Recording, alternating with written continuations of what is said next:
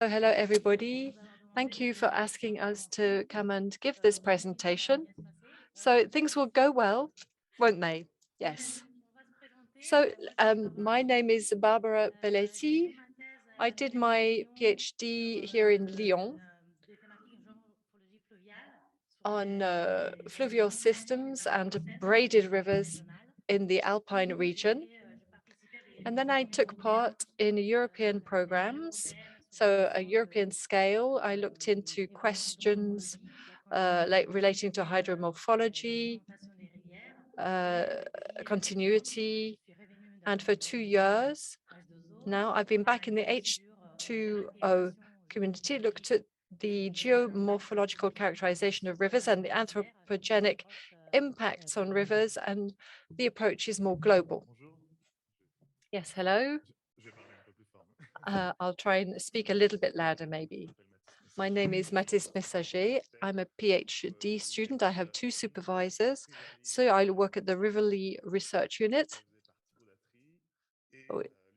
and the University of McGill in the Geography Department in Montreal, where I work with Bernard Léna. And in my case, I did my BSc in Environmental Sciences at McGill University, and then I did an Ecology and Aquatic Sciences Master's at the University of Washington. And after a few years of working in the United States, I came back to France, and I've been working on my PhD on modeling and conservation of intermittent rivers, so with an environmental approach. So I spent my time between Montreal and Lyon. So this is my first time in Lyon, in fact. So it's great to see the H2O community for the first time. So before talking about the interest of global studies, focusing on hydrosystems, we wanted to give you a little bit of the context, the role of hydrosystems at H2O. So surface systems, soft water systems. So if you look at the globe, you've got, if we took all of the water on the Earth, we would have this blue ball. So if we took all, so we've got the surface waters in the small ball and the underground waters and surface waters in the big ball. So rivers, lakes, representing only 1% of the surface waters. So we're talking about the equivalent of the European Union.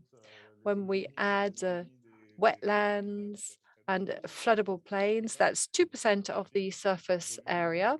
And in volume, for rivers and streams at world zero, it's 0.005% of soft water resources. So we're talking about water systems that are really quite small at world level, but they do have a disproportionate role to play from a hydrology point of view, from a landscape, a biodiversity point of view, biochemical cycles. And so they have a big role to play. For example, they make a link between periods. So for lakes, we talk about 5 years. For rivers, it's 5 to 6 weeks. For underground waters and oceans, we're talking about several thousand years. In the landscapes, it's the same thing. Today, the hydrographic surface network fashions the landscape outside of the glacial periods, of course. And we're still talking about a very dynamic system where morphogenetics for 50 to 100-year periods with changes in width and height of riverbeds and metamorphoses. In terms of biodiversity, 1/3 of vertebrates on the Earth live in rivers, so fishes, and 12% in fresh water, and that represents less than 2% of the planet. And in terms of biochemical cycles, we've got the interface between the land environment and the aquatic environment that makes these systems so important. The world fluvial systems, for example, is 20 times the length of the maritime coasts. So that shows us the importance of the interface with the rest of the land environment. Then there's transport, sequestration, emissions of carbon to be taken into account. And then ecosystem services, we're familiar with that, potable water, crops, etc. So this disproportionate role that Mathis has just described means that hydrosystems are fairly threatened by a whole series of different things. These threats, you can see them on the screen, they're local threats, some are global threats, but the effects that we're seeing are global. Just to give you some figures then, we know that water systems are losing twice as much surface as land-based areas. And I'm talking about waterways that are longer than 1,000 kilometers. They're fragmented.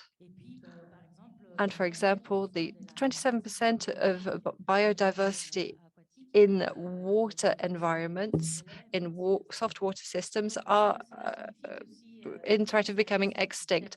So the ecosystem services, Mathis has just mentioned them, they are being threatened. And in some cases, we're seeing today, and this will be increasingly the case in the future, we're seeing conflicts linked to water. So just to present to you our point of view on what studies can do at global level from a scientific and operational point of view. So we're going to present our points of view based on our experience and based on the results that we've obtained or what our colleagues have obtained or the people we work with and network with. So why global science of hydrosystems? From a scientific point of view, this is because we need universality and exhaustiveness. What do we mean by that? In other words, we need references to compare the different systems, to understand how they work, and to be able to anticipate what's going to happen. So, for example, if we wonder whether the system is in good health, we need a reference for comparison purposes. But these references, can we compare everything with everything else? And what about rivers? Are they all the same? We know that this is not the same. We've seen that from the landscapes shown on the screen. So perhaps we can't really build references just focusing on specific examples at local level without taking into account the bigger scale. So let's go talk about braided rivers now. This is something that I focused on in my thesis. You've got some examples in France and across the world. So these braided rivers are very wide. They have different, many canals. They've got a lot of bare sediment surfaces, various types of mosaic patterns. So the landscapes are not all the same, but do they all work in the same way? So with INRAE and other colleagues, we went to measure the width of the active band of 257 sections, braided sections in the Piedmont area and different ranges across the world. So the active band, that's the zone occupied by the canal networks and the sediment banks. And you can see on the graph on the left-hand side, so we observed that so the more the surface of a watershed area is, the bigger it is, the bigger the width of the braids. So this is the case for all of our data. But when you look at the right-hand side of the figure of the graph, you see what's happening in detail in the different geographic zones. And you can see that there's already quite a high level of variability within the same region. So we saw this already for France, but also if you compare France, so the French Alps with the Balkans in Albania, So two geographies with mountainous areas and waters for the same range, the Himalayan range. On the Indian side, for example, and the Chinese side, the widths are not the same. So why is that the case? Well, we tried to understand what was happening, and we realized that there's the geographic difference, notably in terms of climate. So if you look at the right-hand side, you can see the residue, the median residue of all of the different sites that I've shown you, that I showed you earlier on with respect to precipitations. But what precipitations are we talking about? What rainfall? If you look at the bottom left for the Himalayan range, you can see that we don't have the same quantity of rainfall if we're on the Indian side, watershed side, or the Chinese watershed side. And if we look at France, and that's bottom middle, France and Albania, we've got the seasonal effect. It doesn't rain at the same time, so the system is not the same. So I'll take my mask off, and that might make things easier. So another advantage of hydro system studies at global scale is really to address processes that happen at global level. So we can think about climate change or the propagation of invasive species. So as an example, and as part of my research and my thesis with H2O Lyon, one of the questions that comes up is, what is the impact of climate change on the drying up of rivers? Does it lead to more rivers drying up? What extents are we talking about? So a first step of this project are the characters have changed. Anyway, a first step was really to set up a base of the prevalence of rivers and their drying up. So we compiled a database for the world. We looked at the different stations. So we looked at whether the drying out was perennial or not. And we saw over 100 variables: climate, physiology, climate, geology, etc. And thanks to the association, we developed statistical relationships that allowed us to make estimations with certain conditions, what the probability that each section, each station dried out at least once a year, for example. And so we applied the statistical relations to all water systems in the world. So we established this association for each section of the water system. So we were able to make an estimation to look at the probability that each section, and there were over 2 million sections, that the probability that it might dry out at least one day a year. And we obtained this lovely map. And we observed that at world scale, so if you look at all rivers, flow rates down to 0.1 cubic meters per second. So there are between 51 and 60% of the length of the world water system that dries up at least one day a year. So that's most of the world's water systems. So this really does shed light on the advantage of this kind of scale of study. It gives a comprehensive view of the phenomenon. It gives us our different biases.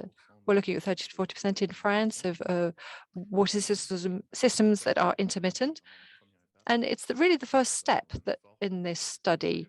We want to really try and think about what the future of these water systems is. And thanks to statistics, and if we look at climate change, will we have more or less rivers drying up?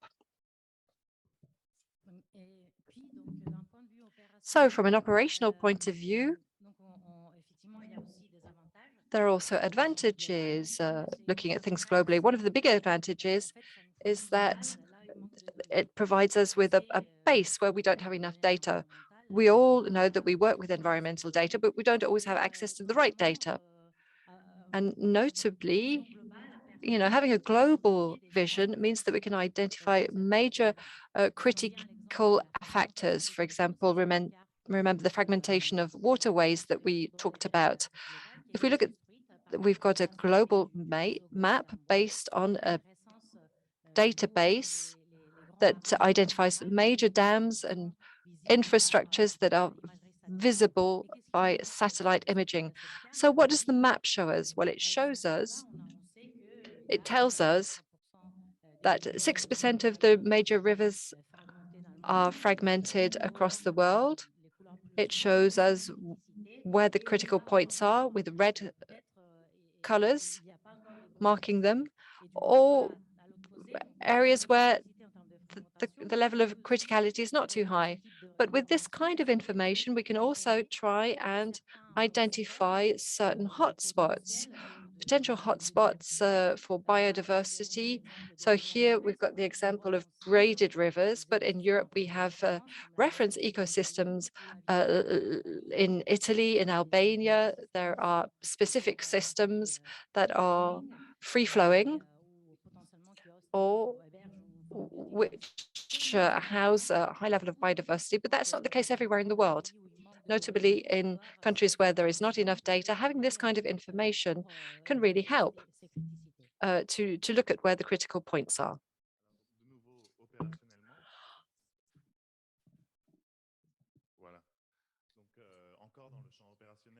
So operationally again, so these studies also give us good consistency and good and provide a good basis for comparison. So for each country, each watershed, each area, each region can use different methods or monitor.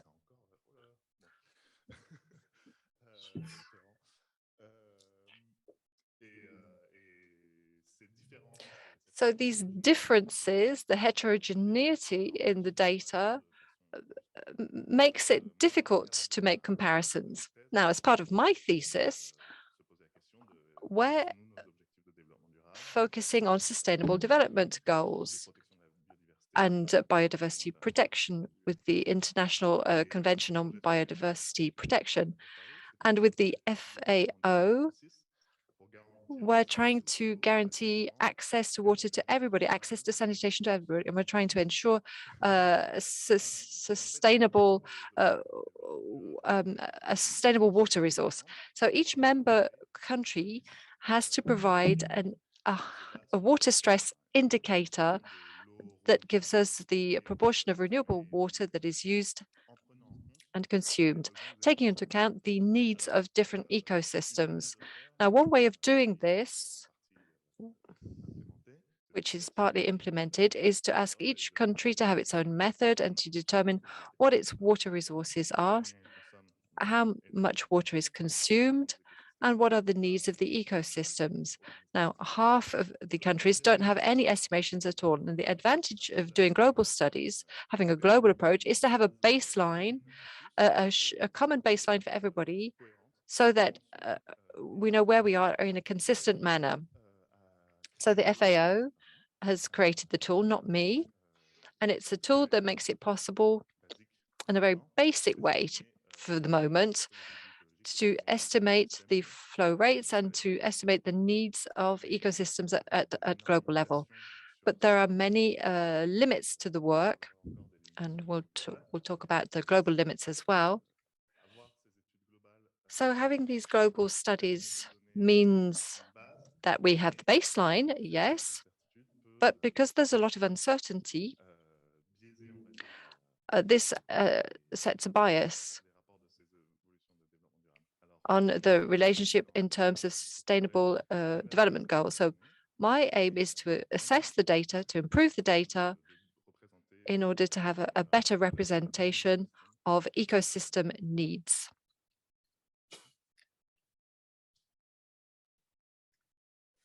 On arrive aux limites et perspectives, on n'est pas naïf. So we know that there are limits. Obviously, we're not that naive. So at global level, we have the impression that we've got a lot of data, but in fact, often we don't have enough. So if we go back to the example of fragmentation, this is work at European level that I'd done. If you look at the left-hand picture, there's a map of all of the obstacles to flow. So big dimensions in Europe, or big dams represented by black spots. So if we really want to deal with fragmentation at European level, which is already a very broad, a very big level, we don't have enough data. So we don't have enough data, so we've collected data at local level, but then when we've got this local data, if you look at the right-hand side of the screen now, you've got Brittany and Sicily. So at a local level, things are very heterogeneous. So we've got data that's not enough, and it's heterogeneous. So then we need to see what we can do in the field.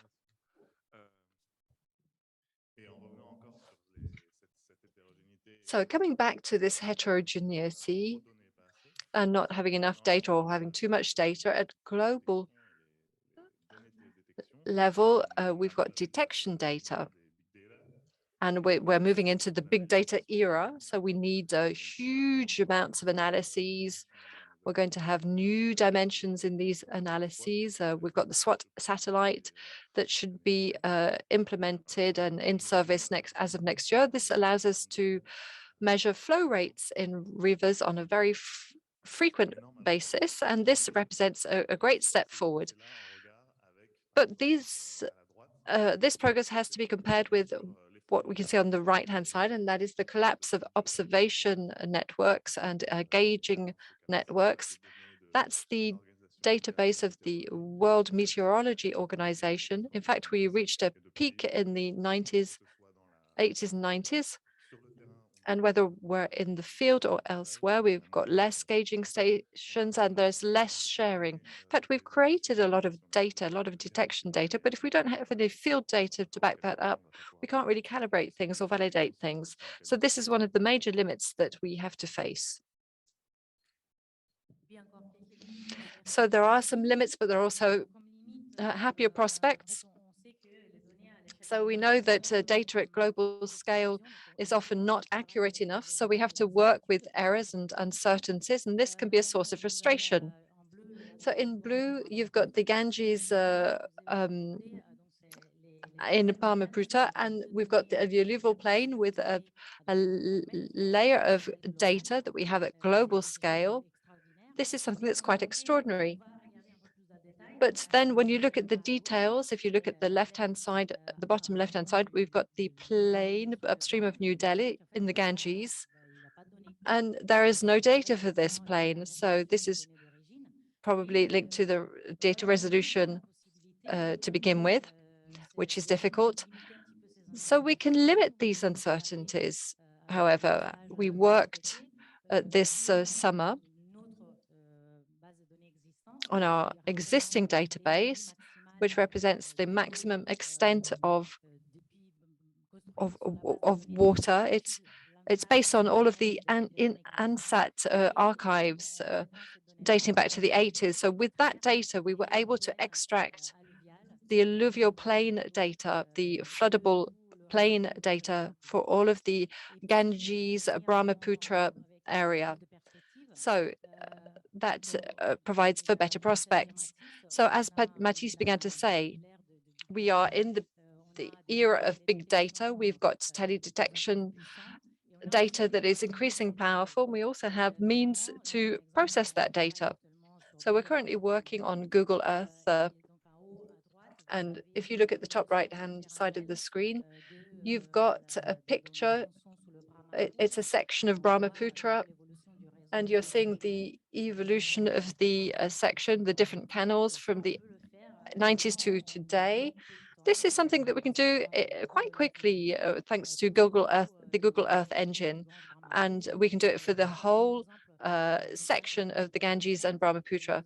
So this is thanks to the Landsat, and it's thanks to Sentinel-2, which has a 10-meter resolution. So we've been able to improve the spatial resolution, and we've been able to extract the network of channels and see what the braiding activity is with the different flow rates. So to conclude, I can say that we've acquired a temporal resolution. We've got temporal depth with this data. We've got the ability to treat it. We've got the ability to store the data. So at global level, we can now look at how rivers operate, how they work. We're really moving coming close to understanding their operation, how they work.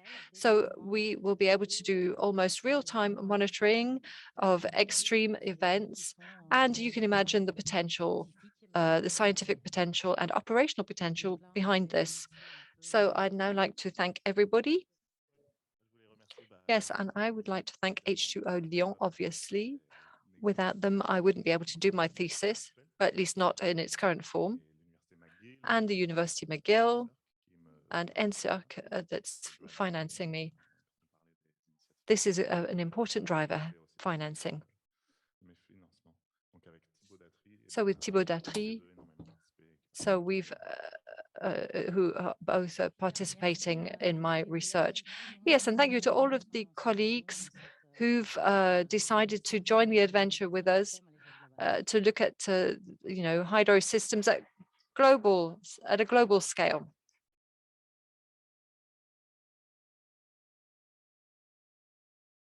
Merci beaucoup. On a le Thank you. Got a time for a couple of questions. Yes, do we? Yes. Hello, very informative presentation. Thank you so much. I just had a query that while running the random forest model, how many parameters did you consider on a global scale? And like, how did you give the weightage to the parameters? For example, snow melt will not be applicable for most of the part of India. So how did you change the weights of the parameters and how many parameters? If you can kindly tell me. We had about 113 variables involved. And the way we actually kept some geographies from over-influencing the model was by using spatial cross-validation. So we made sure that the model was valid globally without being biased by the imbalances in the training data. But we don't, I guess that's one of the limitations of the global scale, is that we can't pretend to be the best in every place. What we're trying to do is to be as good as possible in as many places as possible without introducing biases from our training data. I don't know, there's no great answer to that, sorry. Thank you.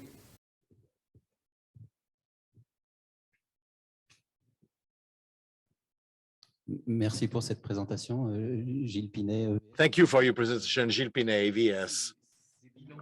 Those global balance are all very nice, great maps, it sells very well. But the question now, I want to be a bit provocative. Well, let's not be fooled, or let's not get overexcited by the beautiful maps, because at the end of the day, and you showed it in your experience, that, well, once you've done this you made the observation, okay, what do you do with it? And then we have to go down in scale to understand how processes become aggregated and give us the great image. But I didn't see the methodology you're going to apply now to scale down to understand the processes once you've made the observations. Thank you, Gilles, for this really nasty question.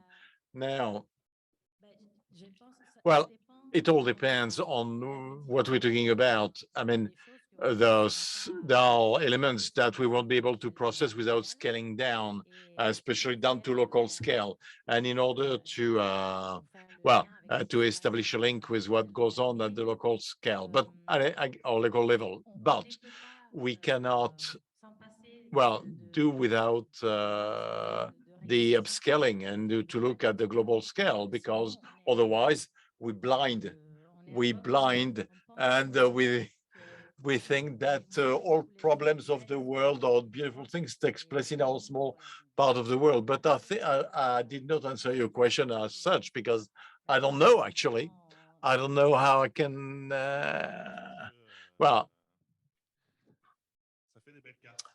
we get great maps, but we want to do one part of the global studies consists in take into account the uncertainties and to quantify them in a robust manner so that we can set basis from which we will move on and try to refine as we progress. This is from as far as concerned, this is the starting point for this global studies, is to create a base while defining uncertainties, and then we move on and we refine as we move on, as we can do for climate change, for example. I think the role of global scales or global models in attempts to slow down or mitigate climate change or climate change impact are essential, and we try to contribute to this process. Another application at global scale we are going to contribute to is again, it has to do with global governance, such as the Sustainable Development Objective, or we could be kind of skeptical as to the how the motivation, but in order to have objective, you have to know how to measure them, and regardless, and take into account the uncertainties. And this is what we do, and plus the priority at a special scale by establishing criticity parameters where we could compensate for lack of data, and to see that something should be preserved somewhere.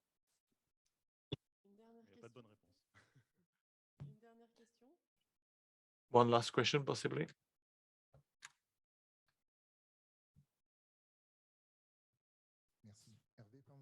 Hervé Parmentier, EVS. I'd like to react to what Gilles said. A geographical approach, well, is a logic way to go from general to go to specific. The global approach makes it possible to identify anomalies at a wider scale, and it also makes it possible to target forms of analysis which are more precise, different models in such logics that can it is difficult. We cannot dissociate or separate this notion of scale, because they're like imbrications, this kind of imbrication that will enable us to understand things at different scales. I have another question as to the